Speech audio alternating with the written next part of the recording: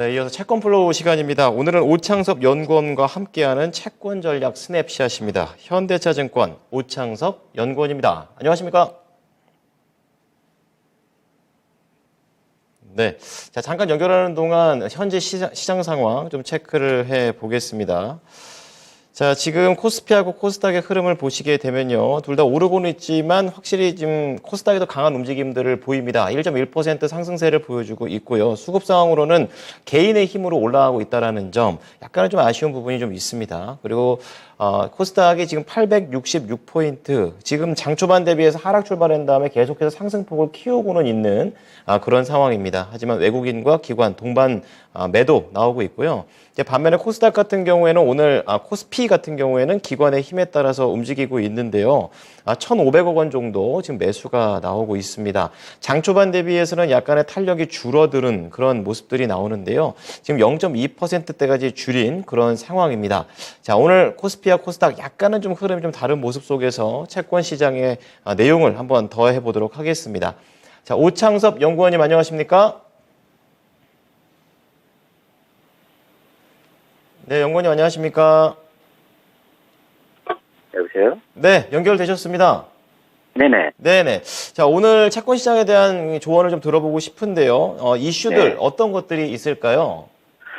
예, 우선은, 국내 채권 시장 이슈 같은 경우는 이제 개인 투자 열풍의 이제 그 부분 먼저 말씀드리고요. 우선 이제 코로나 사태 후에 주식 시장에서 개인들의 주식 투자 열풍이 이제 채권으로 이어지면서 작년 이제 개인 투자자가 이제 개인 투자 규모가 20조 원대를 기록했거든요. 근데 올해는 이제 1, 4분기 개인 순매수가 이미 9조 원대를 기록하고 있어서 올해 아마 이제 채권 투자 규모가 역대 최대를 다시 경신할 것 같고요. 이러한 개인들의 이제 채권 투자 열풍은 우선 높은 채권금리 매력 부각이랑 증권사들의 리테일 채권 시스템 개선 등에 기인한다라고 보시면 될 것 같습니다. 두 번째 같은 경우에는 우크라이나 기저 효과에 따른 인플레이션 둔화 부분인데요. 글로벌 인플레이션이 이제 작년 4, 4분기를 기점으로 해서 물가 상승세가 이제 둔화하기 이제 시작했는데요. 특히 향후에는 이제 이런 이제 물가 상승세 둔화가 좀 심화될 가파르게 좀 이제 진행되는 국면을 좀 주목해야 되는데요. 특히 이제 3월 이제 지표부터 시작해서 이제 글로벌 인플레이션 지표들이 이제 작년 우크라이나 사태 이제 기저효과 하고 이제 유가라든지 전자재 가격이 그 이후에 굉장히 많이 좀 하락한 상황이기 때문에 앞으로 이제 물가 상승률에 가파른 하락이 좀 불가피한 상황입니다. 요런 이제 인플레이션 이제 그 심화 둔화 부분이 좀 가파르게 진행된 부분은 글로벌 금리 인상 마무리로 이어질 거다라고 보시면 될 것 같습니다. 네. 네. 자, 인플레이션이 조금 더 둔화될 수 있는 가능성을 더 말씀을 해주시면서 확실히 요즘은 채권이다라는 그런 생각이 듭니다. 개인들도 채권에 대한 관심도가 높아졌다고 말씀해 주셨는데요. 그렇다면 좀 더 이제 동향을 알아보도록 하겠습니다. 지표까지 좀 준비를 해 주셨는데 어떻게 보면 될까요? 우선은 이제 국내 이제 그 채권 투자 부분에서는 이제 그 장기 채권 투자하고 단기 채권 투자를 좀 나눠서 볼 필요가 있을 것 같은데요. 우선 이제 국내 이제 그 장기 채권 전략은 사실 이제 10년이란 장기 국채의 투자 매력이 좀 부각한다라고 보입니다. 특히 이제 그 올해 상반기에 이제 글로벌 금리 인상 마무리 가능성을 고려할 때 사실 앞으로 이제 채권 금리의 중단기적인 어떤 하락 국면 진행이 좀 예상이 되고요. 특히 이제 그 채권 시장이 일반적으로 통화정책 2, 3개월 선행을 하는데 이러한 부분들이 이미 3월 FOMC를 기점으로 해서 채권 금리 이제 정점 징후가 나타났습니다. 사실 이제 미국 금리 인상이 5월에 이제 마무리될 거다라는 이제 보는 상황이면 이미 채권 금리는 이제 좀 고점을 이미 확인했다라고 좀 보이고요.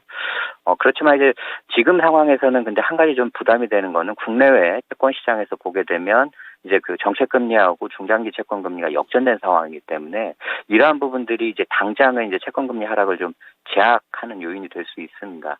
그렇지만 이제 중장기적으로 결국 채권 금리가 하락한다라는 부분을 감안하면 역시 장기 국채 우선 투자 매력이 굉장히 좀 높은 상황이고요.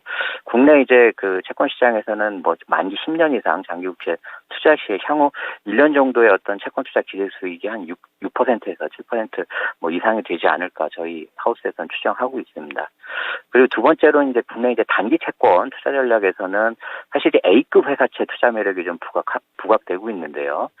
특히 이제 그 최근에 이제 그 국내 이제 개인 투자자들의 어떤 채권 투자 열풍과 함께 이제 자산운용사에서 이제 채권 ETF 또 이제 증권사에서 채권 ETN 이런 부분들이 작년 4, 4분기부터 굉장히 상장이 활성화되고 있는데요. 뭐 보통 이제 A급 단기 회사채 같은 경우에서는 현재 부분에서 보면 뭐 기대 수익이 한 4% 중후반 정도 되고요. 또 이제 국내 자산운용사 이제 회사채 ETF 같은 경우는 향후 한 5% 내외 지금 투자 수익이 예상되는 상황이거든요.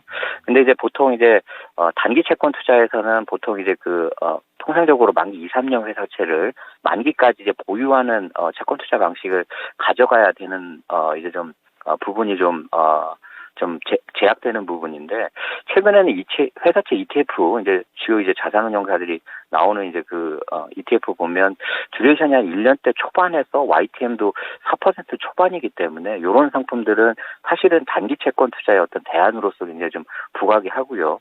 이러한 채권을 기준으로 했을 때 향후 한 채권 ETF 기대 수익 자체가 한 5% 내외가 예상된다고 저희 하우스는 추정을 하고 있습니다. 네, 이상입니다. 네. 자, 지금 장기 쪽으로는 장기 국채, 그리고 단기로는 국내 A급 단기 회사채 이쪽에 대한 부분을 말씀을 해 주셨습니다. 잘 들었습니다. 네, 감사합니다. 네. 자, 오늘 오창섭 연구원과 함께하는 채권 전략 스냅샷 함께했습니다. 현대차 증권의 오창섭 연구원이었습니다.